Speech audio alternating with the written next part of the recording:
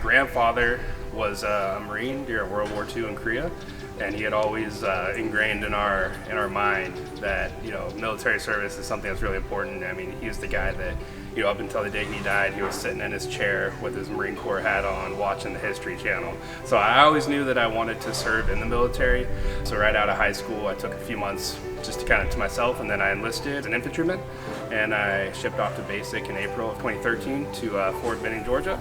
And I spent 4 years as an infantryman. The reason I wanted to do that was I've always kind of wanted to do law enforcement. I have a bachelor's degree in law enforcement, and I've always been told by other people that work in law enforcement that going in as an infantryman gives you the best skill set to eventually get to that career.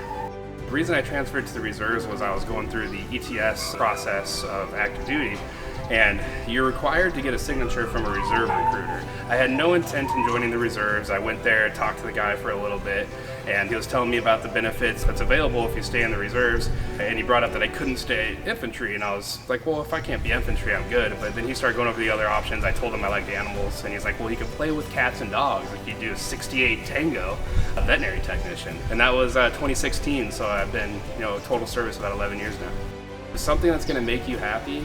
I tell people just keep going for it, and I think that's what I'm doing myself. I've been through a lot, and I keep moving forward and just make the best of the situation you have.